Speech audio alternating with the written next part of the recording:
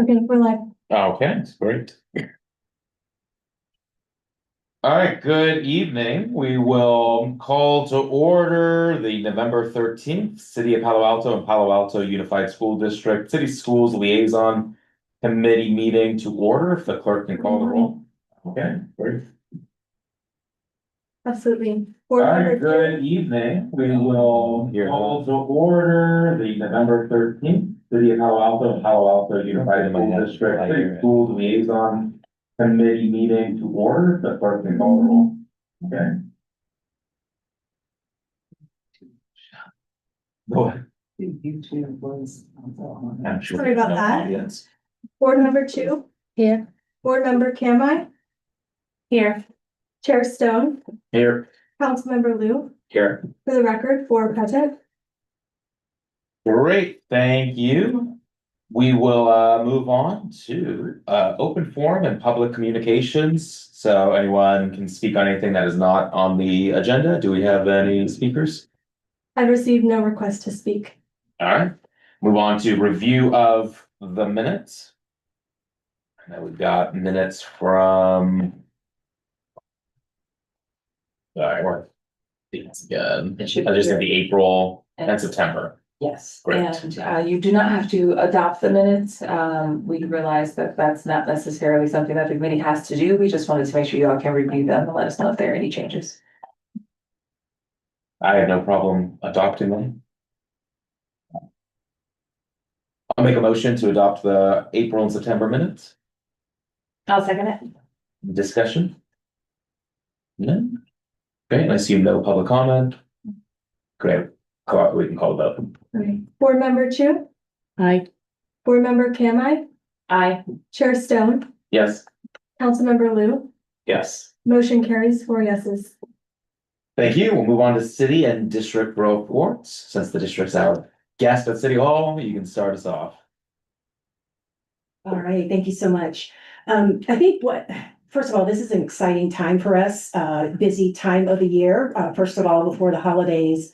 But we are fortunate to have completed our annual review of perceptions for our students, staff, and our families.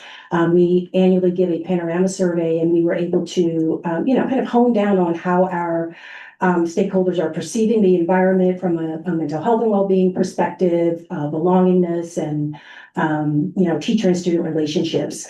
And as we expected, we saw some improvements in some of the areas that we were most concerned about that link us to some of the larger issues that we see around mental health.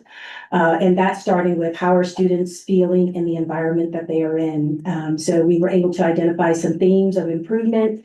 I do want to acknowledge that we still have some demographic differences in the way that our students experience the environment, their sense of belonging and sense of well-being overall. But our staff has been working really, really hard from the mental health team right on down to our school counselors and responding to some of the areas of concern that we've been able to identify. So one of our goals is to look across trends and try to identify over the last 3 to 5 years, are we seeing some of those outcomes trending up and improvement in terms of our school climate and environment. And I'm happy to say that we do see some areas of improvement, particularly around our students of color, but we still have some areas that we are continuing to work on where that's concerned. Also, I want to add that we are at a time of the year where we are looking again at our mental health and well-being policies and procedures, both our school board policy and our administrative regulations. And we've decided that this is a great opportunity to bring in Jed to weigh in a little bit on what our draft policy will look like and identify areas in which Jed might be able to support, engagement and training around some of these critical issues. We have not met officially with Jed at this particular moment, but we do hope to get their agreement to be a part of our planning process, and so that we can develop the strongest draft out of the gate and then fine tune that, ensuring that we are including our stakeholders in that process as we move forward. One of the other things we've been grappling with, I think is important, for this committee to know, because it does impact, how our community is perceiving our response to, issues of tragedies in our community. So one of the things that we are looking at and reinforcing our current policy around communications when tragedies do happen. So the question that comes up is, what is the district's stance on communicating, how much we communicate, who we communicate to, and what's included in that communication? We're ensuring that our administrators are adhering to the current policy that we have, which is very clear, very explicit about what our stance is, but also acknowledging that there's an expectation from our community for more information, and more increased, kind of transparency is what we've heard around that. So we are continuing to, let people know that we have a current policy in place, and we are following that policy right now, but that does not mean that we don't have an opportunity in the process of refining our current policy to see where we can ensure that we're aligning with best practices. We are, without a doubt, aligned with the current practices and best practices that are out there. But we also recognize that our community has some expectations that we want to make sure that we at least talk about and that we consider as we go about our planning, where that's concerned, but also doing what's in the best interest of our students and families in that process as well. So some continued work around that. Let's see. Gosh, I think the other important pieces to know is that, our staff are always gearing up for those periods of time when things start to escalate. Dr. Austin always talks about those ebbs and flows in the context of a school year. And we are in one of those, time periods where we're, attending to the mental health and concerns of our student body. But we're also spending a lot of time thinking very carefully about how we support our staff as well. So we were pleased to introduce a new perk for our staff, which we hope will, kind of trickle down to good things for our students as well. And that is a service called Every Table, where we have the delivery of food and lunch for staff at the press of a button. Hot meals are delivered to our staff at a price that cannot be beat. So we're talking about $7 to $8 for every single staff member to get lunch. If teachers, oftentimes they can barely find time to get lunch some days. So having that readily delivered for them, hot and ready for it to go, has been a great advantage for us. So we launched in December with this great program, and hope to continue that, because happy teachers mean happy students, and happy students mean happy parents. So it sounds like a win all the way around for us. So that's it for me. Great, thank you. What fabulous updates. I haven't smiled that big in a long time. I was putting my application in, when I heard about that lunch special. That's incredible. It's dash, right? It's called Every Table. Every table, okay, that's amazing. Yeah. Wow, teachers are gonna be really happy Yeah, about they are. that. Has that already been implemented, or you're? in No, we're in the process? process. It launches. We've done all of the work. Each site will get, I probably should say that, each site will get their own actual site, so that they can pick the time the lunch arrives there, at their site, and, they can, if they don't want to cook dinner that night, they can order enough for dinner, take it home. It comes cold and they can heat it up when they get home. So all kinds of options for them, and not a single dish is like over $8 or $9. That includes taxes and delivery. So, can't beat it. Is this unique, that Palo Alto is doing it, or is this a It's probably service? unique in this area. This is a company that started out as a Meals on Wheels program, way back in the day, and now they've moved into school services. We are not the only school district, but most of their services in Southern California, and also in the areas like Berkeley and some of the other areas. But we are the first school district in this area. And gosh, I can't tell you, I did a food tasting for everyone at the district office. And not only is it inexpensive, it is delicious. So scratch cooked meals, everything's fresh. the goal is healthy, healthy adults. So I think that's a great initiative to add to our staff well-being program. So Yeah. we're proud of it. That's amazing. Contact your neighbors in Sequoia Union and tell them to do that, and their teachers too. And really excited about the Gen Foundation, partnership, and just have you in exploring I know you said you're kind of working on the MOU, or you will be soon. Hopefully then there'll be some conversations with our own staff that are kind of similar to our process, where we incorporated kind of elements of the school district into our own MOU and sought feedback from you and others in the district. I would imagine our staff would be very willing to be able to have those Absolutely. conversations. I think that's a great goal, because with the MOU you have currently, there are some pieces that the district wants to make sure that we stay on top of to provide, kind of the immediate information for Gen to do the work they need to do. But I think this additional component takes us really back to the beginning, so that we're focused on what are our written policies and procedures. So we feel like there are some really important areas to impact there as well. Great. Thank you. And we're excited to be partners in that collaboration. And thanks for really making me smile tonight. Yeah, George. Thank you. A lot of good updates. I'm curious, what's the best way to learn more about the panorama survey and how to sort of interpret the results and trends ourselves? Thank you for asking that, because I don't think people realize just how important that data is. Oftentimes we focus on, SBAC scores or, kind of state assessments and local assessments. This data is really telling us about the environment and what things we might need to address in the environment. We are pretty transparent about this data.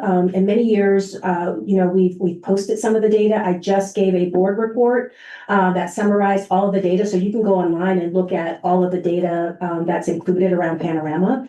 And I can certainly send you a link as well. And what that identifies primarily is how it's more of an equity focus, which means how are our various student groups doing? And we did, something that a lot of districts don't do, which is we disaggregate or down to what language is spoken in the home.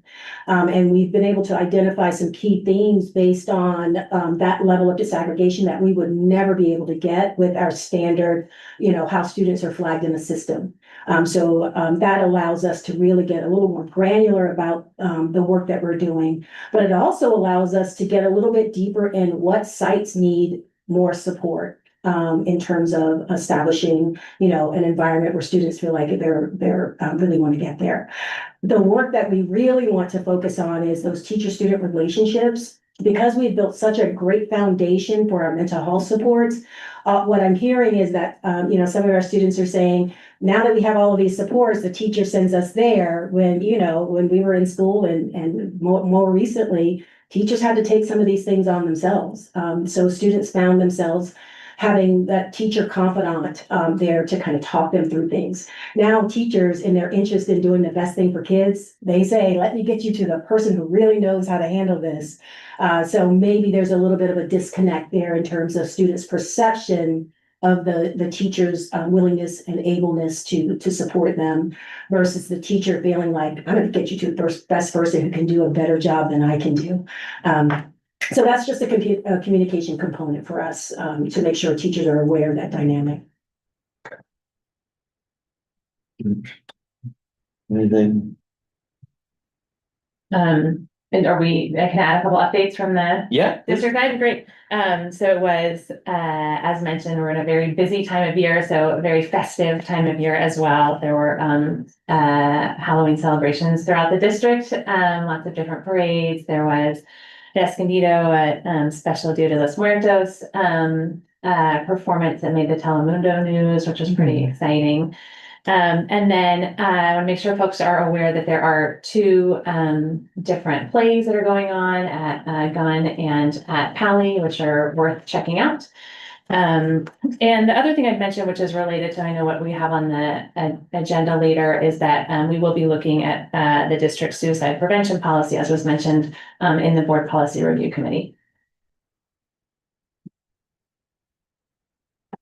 Great. I'd love to also add a couple of things. I want to thank the folks that organised the community meeting on Alcove. I was very grateful to be there and to learn directly the impact of Alcove for all the people who were there who said that they had used the services and who testified about Alcove's impact. Related to that, I also went to a weekend conference in the city hosted by the Asian American Foundation around youth mental health. And it was really good to see that Palo Alto punched above its weight in the room. There were people from all over the Bay Area representing various cities and school districts, but about 10 to 15 people actually from Palo Alto who went up to the city to speak and to participate in many different ways about this critical subject. Just in terms of the school work that I've also been involved in. I echo Ms. Kamai's comments about many celebratory time of year. I've also been to a lot of Halloween parades and Dia de las Muertas celebrations. We had some dancers who came to Ohlone and gave an incredible performance there. If you have a student at Green, we are starting the first town hall for middle school students. Green students wanted to emulate their high school superiors. Well, I don't know if superiors are elders, I should say. Superiors perhaps isn't quite the right word, but also have Pally and Gunn have town halls with school board members. And so we're starting that initiative at Green so that we can allow middle school students a chance for civic engagement at a young age. In my role on the property subcommittee, I also got to have a behind the scenes peek at the new Hoover campus. And so it was really interesting to see that new building in its final stages before it opens. So yeah, thanks to Eric Holm for hosting us for that. Those are my updates. Thank you. Great. Thank you for the great updates.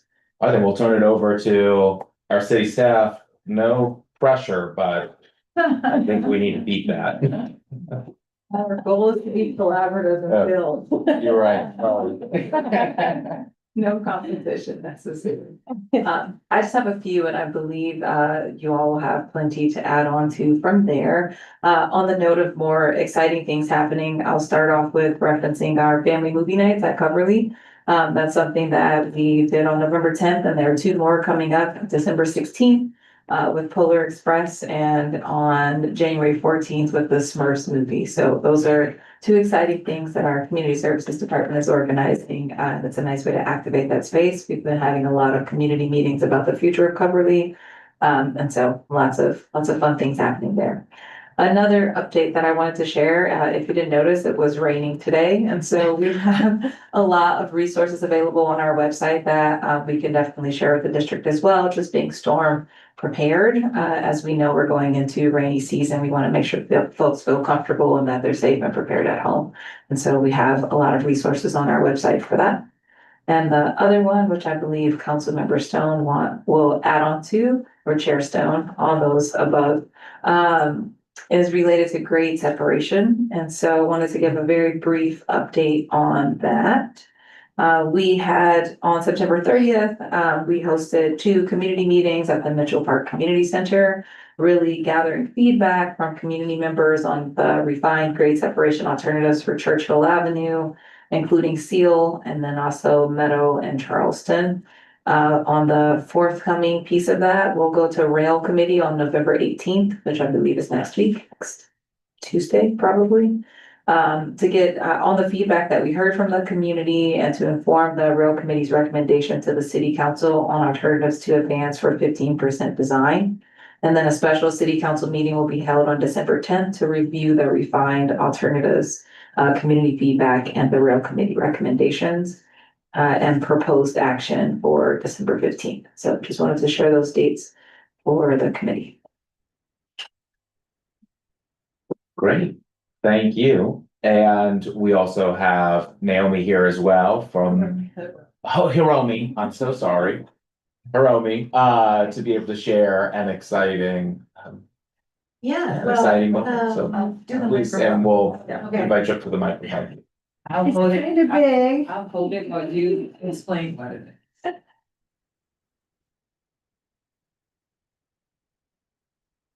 is. Hello, I'm Hiromi Kelty with City of Palo Alto Utilities, Manager of Utility Program Services.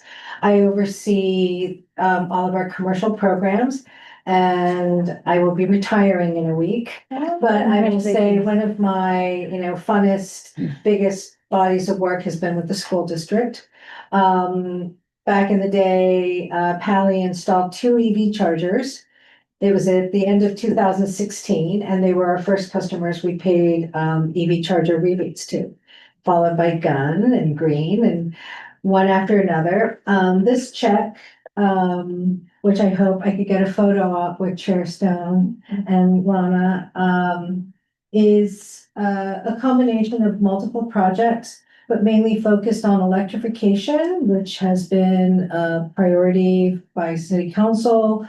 And also, the school district has really made sustainability part of their mission. And, it's kind of amazing to see how much work the school district has done already. And so this check is for rebates for transformer at Green Middle School, a bunch of EV chargers, as well as some of the heat pump HVAC systems, which are now providing air conditioning at some of the campuses.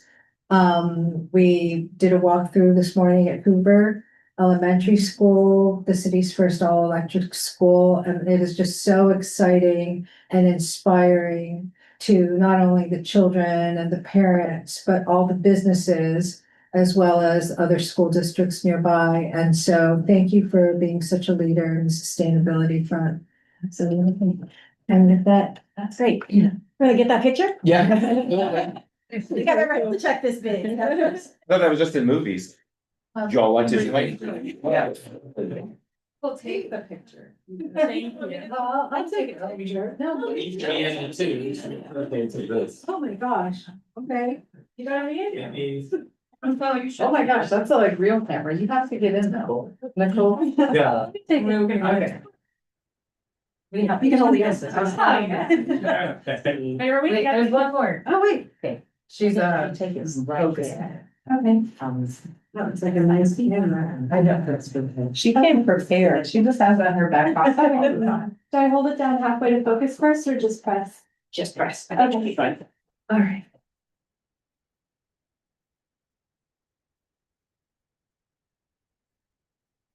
Okay. Yeah. Otherwise you may not 6 months. It is. Would you just? We use it for lots of different things. Oh, wow. I wish I had it. Applications to use it. There we go. Thank Thank you very much. Thank you. And the actual check was handed over today, so. Yes. But, thank you. And we look forward to. Thank you so much. Really exciting work. Thank you. Thank you. Congratulations. Your last presentation before Last event before I retire. This is the 4th event today. Oh. Last one. She went to Morgan. So, thank you. Thank you very much. Thank you.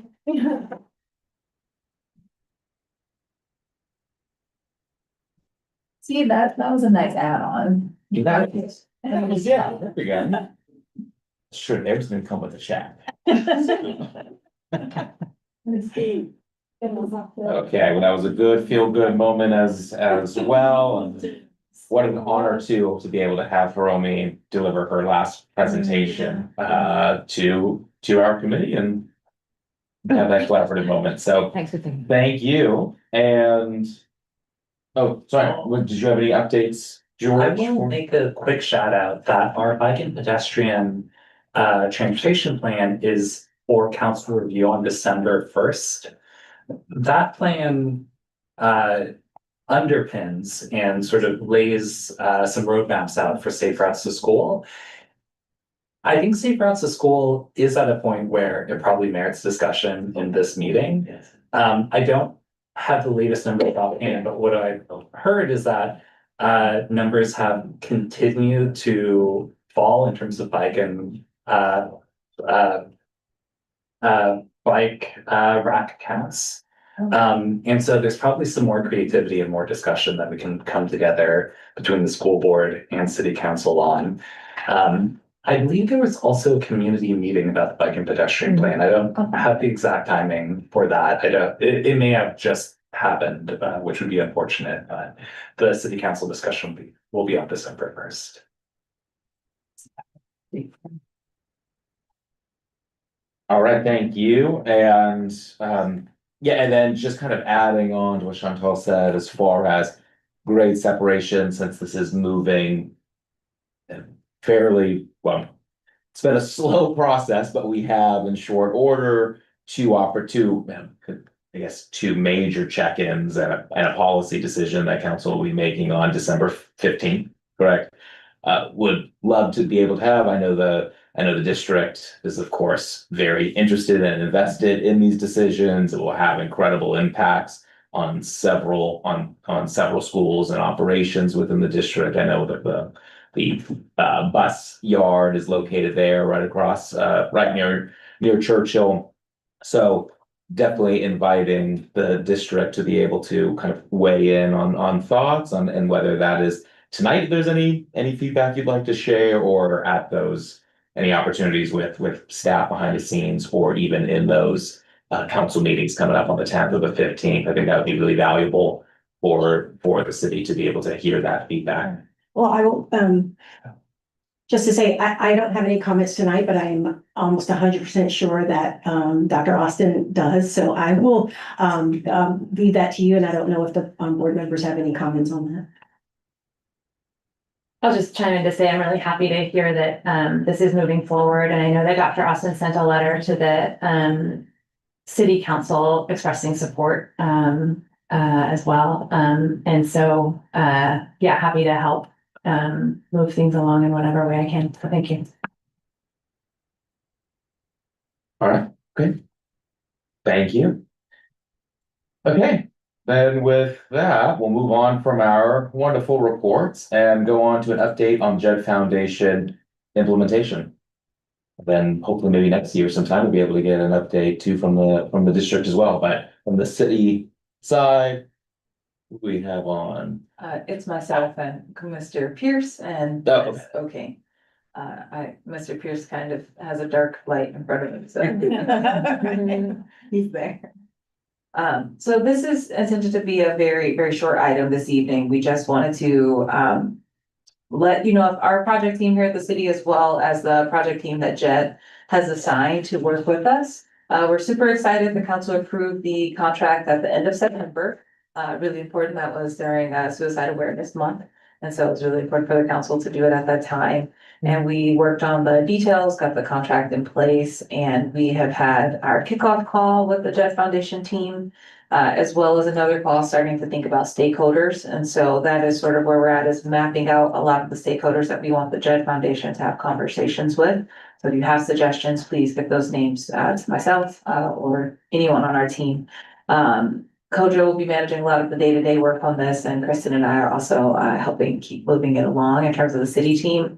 In terms of the JED Foundation, in your packet, we had information just on the team if you wanted to know anything else about the individuals on the JED side working with us. We're hopeful they will be in town in December, and if they are here around the time of your next meeting, we will bring them to your meeting. They're still confirming if they'll be able to make that travel happen at that time. But the project manager is Miss Kiana Davis. She's the Director of Community Initiatives at the JED Foundation. And on her team is Dr. Katie Hurley, who you all have met. And the various conversations that we've had here about JED. She's the Clinical Advising and Community Programming Senior Director for JED. And there's also Dr. Kurt Michael, who I believe also spoke at one of the conversations here. He's the Senior Clinical Director at JED. And so he has a particular expertise, especially around postvention and things related to that. And then also their Chief Financial and Administrative Officer is Miss Lisa Reese. And so she will zoom into the project as we need her to zoom in, obviously just taking care of all the financial business that they need to do on the project. So we're really excited. We're mapping out stakeholders. We know we have plenty of stakeholders in the community at large, especially in the district. And so we're really looking forward to continue to move this forward. Great.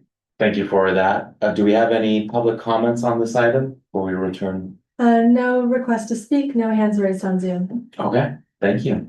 And any questions or comments?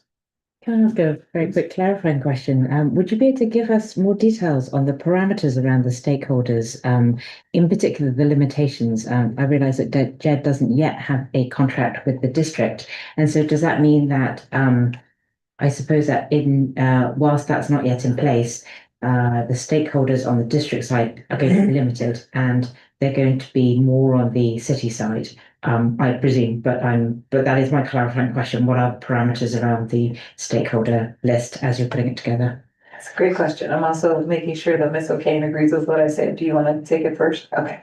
Right now, we're really trying to help the JET team have background on what we have in Palo Alto. We have a lot.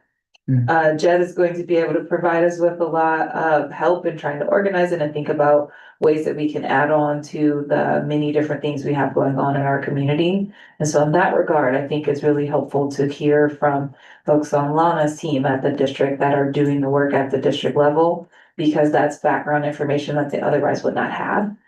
So we wouldn't want to have community members trying to represent the work that the district is doing. We'd rather them hear that directly from the district. So I think that's probably the angle at this time of the initial stakeholder engagement. Ms. O'Kane, did you want to add to that? Okay.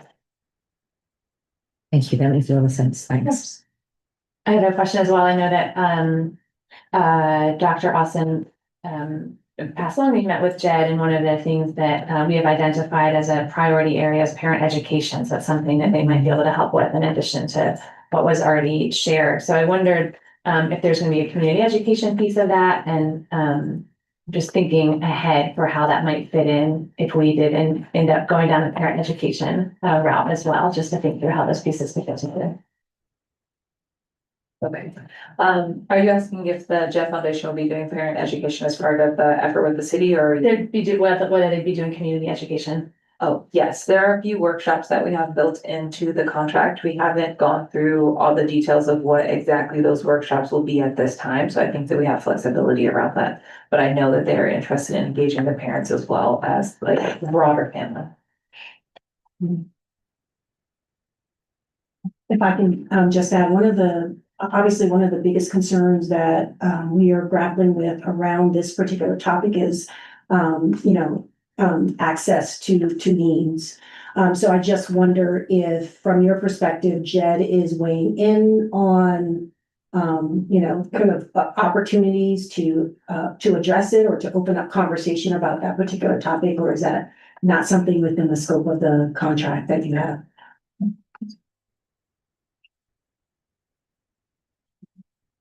I'll go back and double check the contract. I know that Kurt on their team has a lot of experience with that. They have accessed some initial information around what efforts are in place right now. So I think as they're exploring post-vention, they'll be thinking about I think they'll be looking at that holistically, but I can't speak in this very second of how much they'll drill in on it.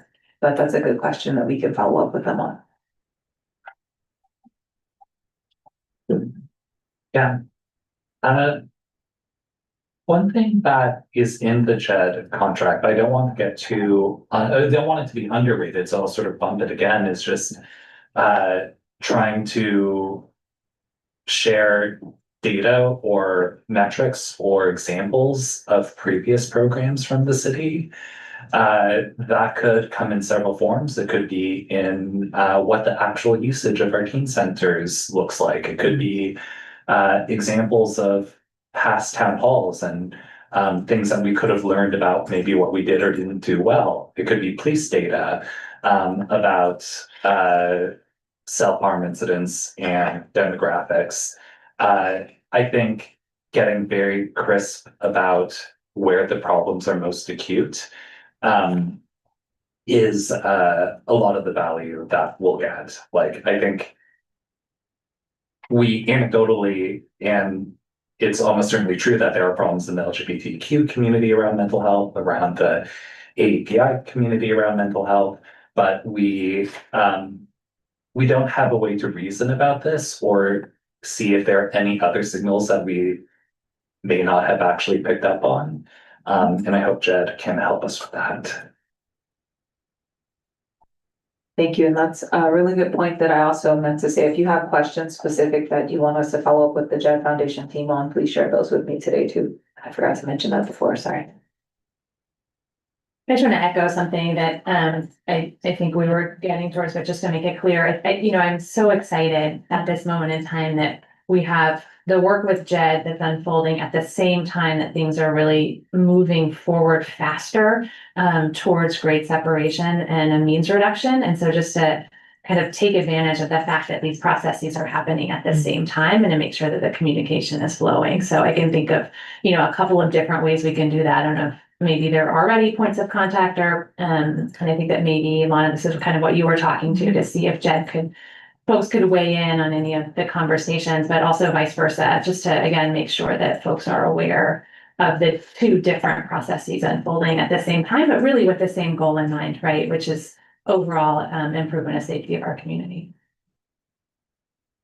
And I did find the part in the agreement, they'll be advising on reduction of lethal means as one of the areas. There's a few things in here regarding,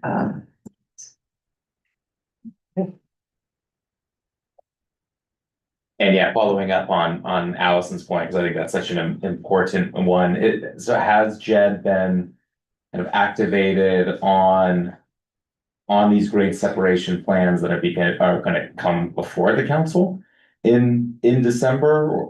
Because it would be great to be able to get their feedback. Or at least for them to kind of vet the plans at this stage to be able to offer that, because I know that was something I've had conversations with Dr. Hurley and Jed, specifically when we're talking about means reductions in the city.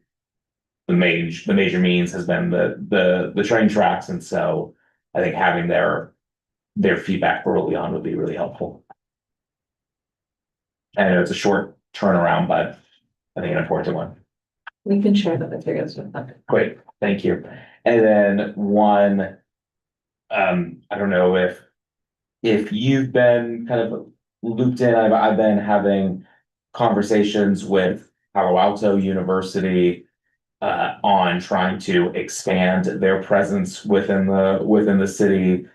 They already have started to offer certain kind of trainings within the city, since they are one of the most kind of nationally recognized programs around youth psychology and therapy programs. And so they've been working with us already on things like on various trainings. They're interested in doing more. And so one of the conversations that I've had with them recently has been, can we incorporate their master's and PhD students into our teen centers to be able to help staff those programs, to be able to form relationships between these trusting adults and the students that are being there, and then for them to be able to provide referral services to programs like Alcove or maybe others as well. I know I put them in contact with the JED Foundation, but maybe you can just follow up to make sure that that's occurring and that they are aware that is a that there are stakeholders and I think in particular stakeholders who are interested in growing their presence in Palo Alto and helping us out. So I'm excited about some of those opportunities. George, Yes, I wanted to follow up on means restriction and just kind of going off your point, Chair Stone, or we're using first names, Greer. A couple of specific questions. So one question on means reduction I'd like them to address is how to take the concept of track watch or sort of paid security / intersection observers into something that's actually sustainable, both from a frankly money and also just community burnout perspective. I think there are other things that we could look at, like we already have cameras that monitor those grade separations 24 hours that trigger notifications for people to watch those intrusions live. But people maybe don't know that there are cameras, and maybe some lighting and signs and things like that could bring some of the sort of sense of a safety net or sense of like a social fabric that are actually beneficial to reducing suicide into something that can like last indefinitely. So yeah, that's one question. Track watch sustainability. What other options are there? What other things have been tested? Question 2, on grade separation, that's going to be a long ways off, and we very well most likely won't be able to do all of the intersections. Palo Alto Ave, for example, is not even on the table. And so I think there have been studies and there might be data about how much does partial means restriction actually make a difference? Like I know in Asian cities, they've installed suicide barriers at stations and then they've rolled them out. But if you roll them out at like 1 out of 3 stations, does that actually lead to a safety benefit? Like, I don't know. I think it's an input into like how we think about grade separations as a way of means reduction. Though yeah, grade separations are such a big and complicated topic. It's a data point I'd be interested in. So yeah.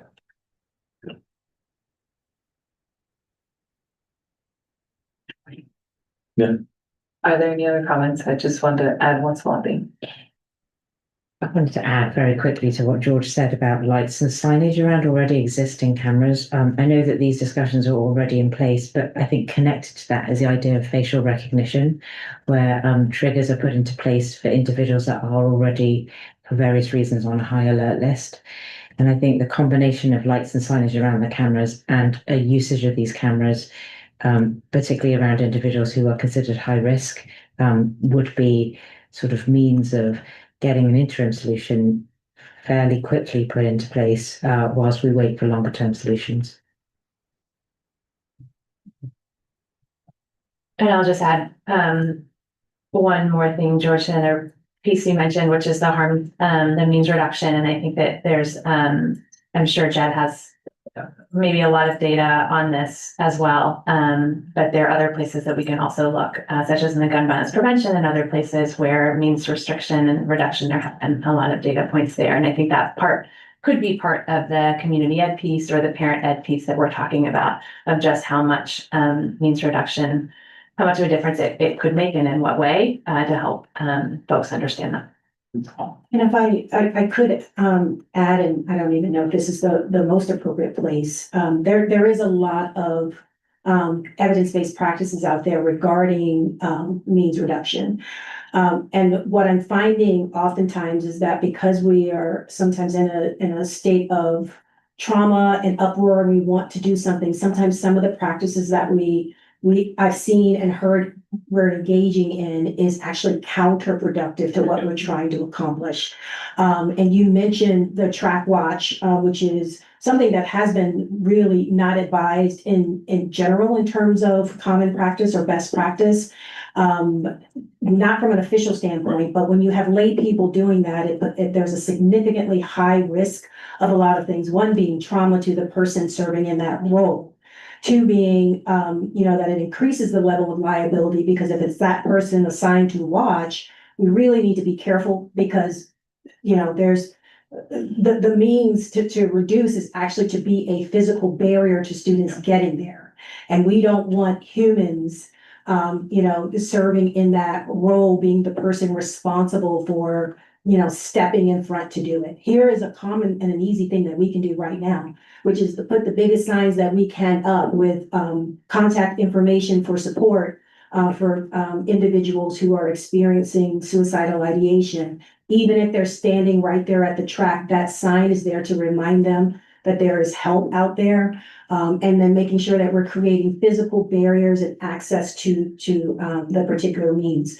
And from my perspective, these are things that can happen fairly quickly without, this massive planning effort. So just wanted to put that out. Chantal, do you have anything to close this with? No, this is very helpful. I just wanted to share that we will bring updates to this committee. I think this is a really good conversation, and as the dialogues continue and their work continues, we'll bring updates as we have them, especially when they're planning different interactions with the community, particularly some of those workshops and things. We'll make sure that we share that with you. And can I add one? Yeah, please.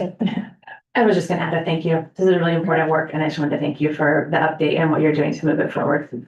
Absolutely. I'll share that with the team online and in the room. Yes, thank you. Actually, Chantel's report reminded me of another update I really wanted to give, because we know that we are seeing some risk factors in our LGBTQ plus community. It might help people feel better about this, because a law was recently passed, 85, that requires us to provide training to support our LGBTQ youth. That is now mandatory for all certificated staff at the secondary level. So that we're rolling out that training this school year to start. So there's a requirement for 1 hour of training, and that will help us identify some of the risk factors and opportunities to support some of the students that we view as most vulnerable in the educational spaces. And also give us an opportunity to identify some risk factors that we are seeing in the immediate and how to respond to those. So. Great, thank you. And impressive that you're implementing that training this year, because I don't think it's required to actually be implemented until next school year. 25, 26 for the first hour. Okay. Great. Thank you. And thanks again for the partnership with the school district on this. I'm optimistic we're moving in the right direction. So thank you to staff and to the school district staff and board as well. All right, so moving on now to a discussion on Alcove, Palo Alto. And I guess I'll just kind of introduce kind of the idea of, well, basically give an update on kind of what's going on. George, you might have some additional context as well. To preface this, it is a moving target, and so things are changing quite rapidly, but did want to give just a brief update on Alcove and highlight why, first, simple update is that likely aware that due to the county's need to reduce health service costs in response to the unprecedented federal funding cuts, the county is considering cutting funding to Alcove and potentially shutting them down here in Palo Alto. I was really thrilled and relieved to see that Measure A passed, but the additional revenue that's going to be coming from or coming to Santa Clara County from Measure A will not be close enough to be able to offset those federal cuts. And as we all know, we continue to face the tragic impacts of additional youth suicides in our community. The importance of this accessible and youth-centered mental health care could be more urgent. And Alcove has been just one of the most effective tools that we've had in the community here. It's got a no wrong doors model that creates a welcoming, stigma-free environment for ages 12 to 25 years old, with services that are really tailored to individual and cultural needs. It reaches youth who might never walk into a clinical setting or ask for help at school. And as Rowena described at that listening session that that Supervisor Abekoga hosted last month, there were multiple young people that spoke up in support of Alcove. And one of them I found to be so powerful and compelling was the student who said that if Alcove wasn't there, she wouldn't have gone anywhere else, and she wouldn't have sought those services elsewhere. So I think it's clear Alcove is saving lives. So one approach that has been identified by the county to be able to reduce costs is to transition Alcove's basically the county as the lead agency and switching that over to a nonprofit partner. And under that model, the county would provide, hopefully, again, moving targets, $2 million annually for the core services. And then that nonprofit would expand capacity through community partnerships, in-kind support, and private contributions. So Alum Rock Counseling already provides peer counseling services at Alcove, has expressed, my understanding, willingness to take on full operational responsibilities. Their CEO, David Mineta, has been deeply connected with many of our local youth serving organizations. We're already seeing expanded collaboration. Again, for example, we have a new MOU. Alcove has a new MOU with Youth Community Services to bring more young people into the center. Project Safety Net and its member organizations also been committed to strengthening those partnerships to really enhance Alcove's impact. As I mentioned earlier, I've been in conversation with Palo Alto University in hopes that maybe we can find some sort of program in order to be able to put their students into our teen centers and refer them to Alcove if necessary. So I know the city's request, which I believe has the letter from the mayor, gone out to the county yet? Yes. Yes, okay, great. So the city's request, the mayor sent a letter, is pretty straightforward. It's essentially asking the county to continue funding Alcove at the reduced level of $2 million per year while transitioning operations to a nonprofit that can leverage community support and broaden the reach of these critical services. And we think with that structure, we can preserve and maybe even strengthen a lifeline for youth mental health in Palo Alto. And I think having the unified support of both the city and the school district would really be able to send a strong message to the county of the critical life-saving work that Alcove provides. So not sure quite where the district has been on these conversations about Alcove, how kind of known this real crisis is, but I think would be great for the county to also be hearing from the school districts. I do know, can't remember the data, Rowena and George might have remembered from that listening session, but significant amount of Palo Alto unified students are served by Alcove as well. In addition to the incredible services that you have within the district. Yes. Yeah, so I will say there are two things that I would like to see as well regarding this. We are aware of what's happening with Alcove, and we're seeing it happening in other places, kind of across the state. Our goal is to make sure that there is some continuity of services and that we don't see a gap between what we're providing and what Alcove is providing. So having a discussion with key partners in Alcove, I think, will be critical at this time to make sure that we understand what some of the challenges are and that we can brainstorm how to bridge the gap if there is going to be a gap. And I don't know how firm this, I don't exactly know where they are in this moment in terms of expectations around funding. But what that lack of funding, if there is any, means for their practice, right? And the services that they deliver. If we can have a conversation with those key stakeholders, then it will give us an opportunity to really learn how we can help support and help close the gap as well. Great. And has there been a challenge in identifying those stakeholders or just getting connected with No, them? and so the first communication, well, probably, I'm just speaking for myself, the only communication we've had was kind of joining an event that was to bring awareness to the issue itself.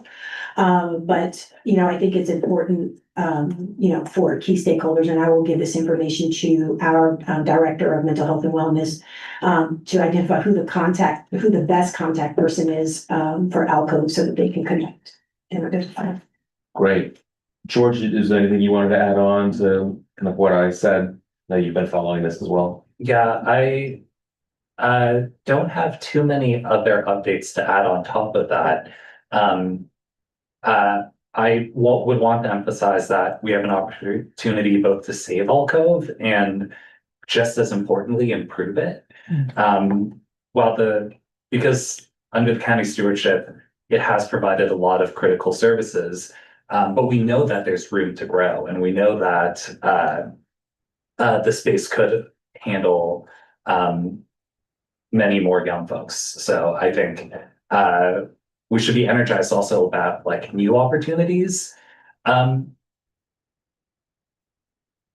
My understanding is that Supervisor Abikoka's team is of course doing all the things you mentioned, Greer, but looking to fund ALCO for about 3 years at this reduced level.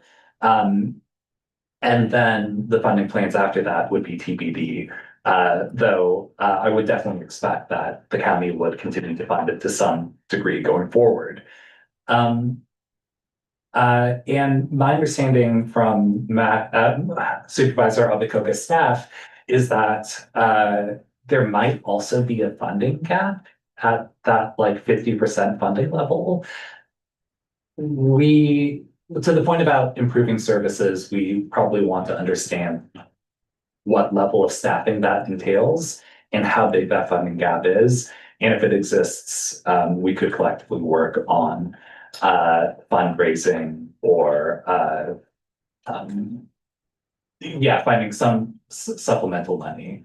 I don't know if anything is public yet in terms of the proposal from Supervisor Abikoka's team, or I don't know if the mayor's letter is public. I think it's really important to workshop this between all of the key stakeholders, including the school district, to make sure that we can get a message we can unite around, so that when we lobby for votes to save this funding, that we just have a consistent message and clear buy-in from all of the parties. So I think this is the first time any of this sort of early thinking is in the public, but we don't have a lot of time to wrap this up into like an actual proposal that we lobby for. So I guess my only question is when we think these proposals will be out in the public. Kristen? At this time, we don't have a sense of that. Okay. Well, at least from this meeting, we have a collective outline of a framework of what a funding solution might look like. So we can take that to our different stakeholders for lobbying and for trying to save this program. And sorry, just before we continue, do we have any speakers online? No request to speak. Okay, thank you. Yeah. I had a few clarifying questions actually, which I think actually George might have covered, but I just want to recap on that. And I apologize if some of this, I missed the early part of the meeting, so it may have been covered in the part of the meeting that I missed. But to recap, George, is it correct to say that their current operational budget is about 4 million and then their transitional 3-year budget will be 50% of that? So 2 million from the county for the next 3 years as they transition over to more non-profit support. And you said that after the 3-year transition, we don't know what their budget will look like. So it might be a hybrid between the county continuing to fund it at some level, but not at the full 2 million, even transitional. And the gap will be made up by this nonprofit expanding their funding base through private donations. Is that a correct summary of their budget situation? I think everything comes with an asterisk because it's all I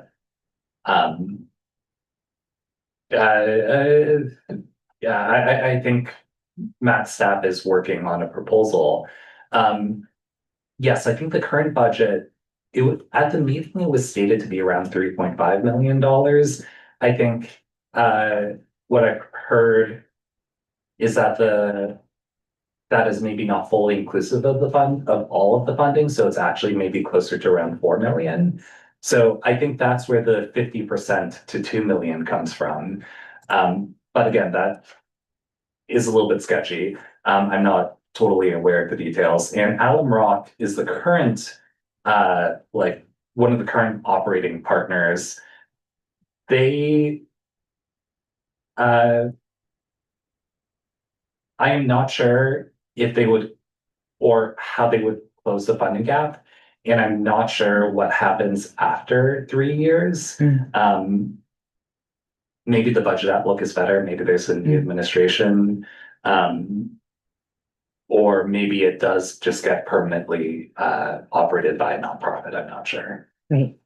But so then, given the Just sort I think of, Chantal had. oh, I'm so sorry, please. Sorry, on the Sorry. budget, we actually were able to find a staff report that the county staff provided to the board a few months ago, so I'll pass that out to the committee. And I think we've uploaded a copy online, or we're going to. But on one of the pages, what they're calling packet page 31, it said the alcohol program has an estimated $4.25 million annual budget, with approximately 71% of the budget covering staff salaries and benefits. Sorry, we found this information right before your meeting. Oh, So no, we this is can, very helpful. Can you confirm the budget source, like those funds were they one-time funds or ongoing funds? this report doesn't say that, but I'll keep glancing through it. Okay, yeah, Again, just we because. just found it right before this meeting, so we had to print it for you guys. Because my understanding was that this, this funding for Alco, most of it was predicated on, one-time funds, so I just wonder. If there's concern about the loss of funding, with what was expected to be temporary in the first place, or were there expected new funds? That were assigned for the program, that I don't know, I was just wondering. We'll keep looking, but, yeah, this is what we have as of the second. Yeah, I mean, I was always under the impression that it was ongoing funding.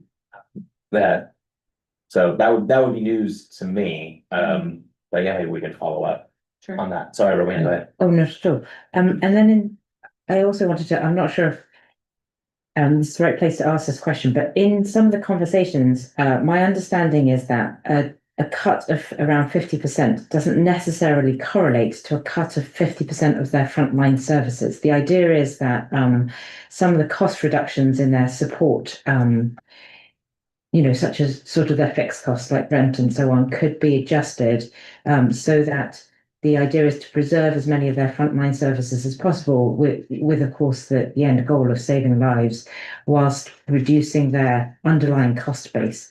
And do you know whether that is a sort of underlying goal of the plan that's under discussion? I think so. We're not really privy to those discussions, so it is tough to say. I mean, I did find in the packet page 31, which Chantal kind of mentioned, from the county staff report, the Cove program has an estimated 4.25 million annual budget, with approximately 71% of the budget covering staff salaries and benefits. So that does give us a little bit of insight into where that money's going, what would a 50% reduction look like. But I think there's always efficiency improvements that could likely be made.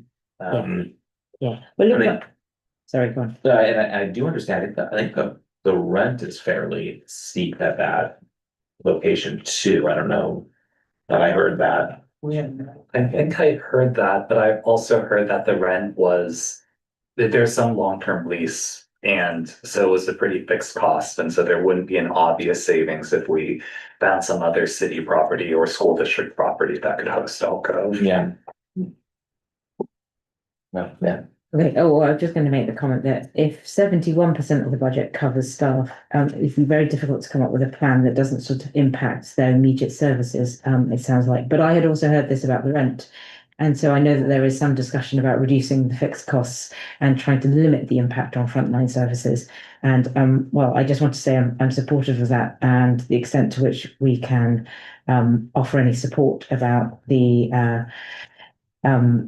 lobbying for a plan that does try and preserve as much as possible of their frontline impact whilst looking at efficiencies, which I'm sure that there are many more qualified people who are doing that, but I think that is probably a sensible approach. Yeah, I don't know what your processes are for being able to send a kind of a similar letter like the mayor recently sent in kind of support of this plan, or at least in support of maintaining Alcove and Palo Alto. But I do think the county seeing a similar expression of support in some formal way from the school district would likely be really important. And I know we had conversations, Jordan and I, afterwards with some key kind of county personnel too, about looking into, are there opportunities for just other locations within Palo Alto for all Cove to be, if rent is an issue in that particular location. And there could be some more convenient locations too outside of Midtown for that, so. Right, and it seems that like the route where a nonprofit expands private donations, and this could be a donation in kind, or at least a partial Yeah. donation in kind, that could be effected through a nonprofit that is harder to do when it's purely county funding. Thank you for bringing these proposals to our attention. I will also just express my broad support for Alcove. But in terms of what the ask is from the district, just to make sure I understand, is it to kind of produce a letter showing support, and is that a letter that you would be interested to see go to, just so I know the county, or is it just so I know what to ask you? I mean, I would say there's an official ask, but I think it would be, I think it would be beneficial to be able to show some sort of unified front from the two agencies here, most impacted by this potential decision and just most impacted by the loss of services like Allco. So we can share with you a copy of the letter that the mayor sent, and don't know what the process would be for the district to do something similar. If it's from the superintendent, from the president of the board, from the full board itself. Mm. But I think something like that could be beneficial. That's helpful to hear. Thanks.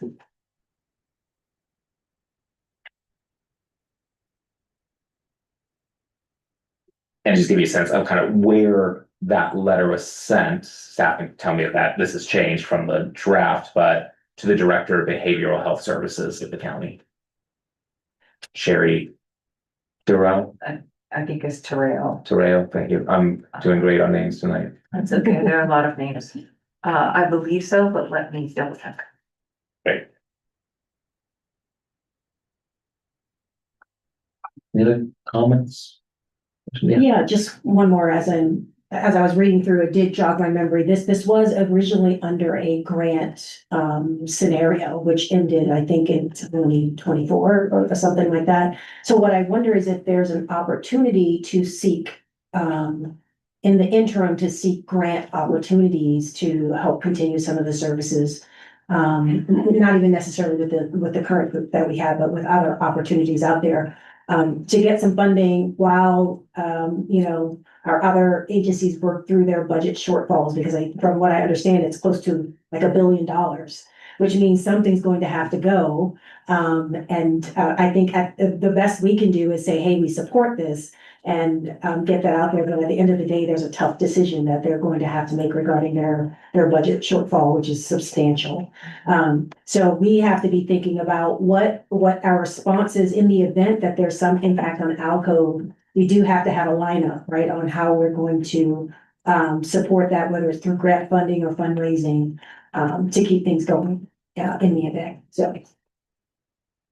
Yeah, and I think it's a really good point, and a conversation that we should be having at some point soon. In worst case scenario, Allcove does get shuttered. I think so many of us are reluctant to kind of go down that road, but as you said, and we're looking at $1 billion shortfall at the county. They're gonna have to make some significant changes, and well, I guess Measure A closes that gap slightly, but ever so. And so having those conversations sooner rather than later, and maybe that is a staff conversation between the district and the city on what are some plans that we can do to step in if that happens. And I think actually the mayor agreed to sign the letter. I'm not sure if the letter went out this morning, so I will double check that. Just wanted to clarify the record, but it is addressed to the director of behavioral health at the county. Thank you, sir. Thank you. Could you send a copy once it goes out? Absolutely. Okay, any other thoughts? No, okay, thanks for the conversation. Sorry to end on kind of bad news on the general good evening, but I'm still optimistic and hopeful that we're gonna be able to save Allcove. So then we'll move on to our last item, which is just future business. Chantal, anything on your end before we kind of open it up, if there's any requests for future items? There's nothing particular on my end, with the exception of, if there's interest in bringing an update on these same two items, because we may have more information on the JED implementation as well as this one. And if we don't, we can just breeze by. I'll only include the JED item if we have the JED team here next month. Otherwise, I'll wait another month before I include that update. And maybe you could, I don't know what the timeline is from the district on the work that you're doing, but maybe there could be some collaboration there that we could receive an update. Absolutely. I think after, our kind of planning meeting, we'll have a better idea of a timeline for how we're going to roll things out. Perfect. And the next meeting is December 11th. So just a heads up for everyone. Yeah. Thank you. It's gonna be a busy week. Could we have an informational item on safe routes to school? I spoke with staff and they are excited to do a presentation with you, but I think it won't be until next year. I need to find the actual date, but they have switched their schedule of when they brought those updates to the committee. And so I think they're moving back to the previous schedule, which was more springtime-ish, but I'll check my notes. But yes, we have them on the pending list, but not for next time. Okay. Any requests from the district? You can always email me or Chantal before the next meeting too. Great. Thank you. Okay. And that agenda goes out soon, so. So soon. Thought sooner than later are helpful. All right. Well, again, thanks everybody and for the ongoing partnership, and we're adjourned. Have a good Thanksgiving. Thank you.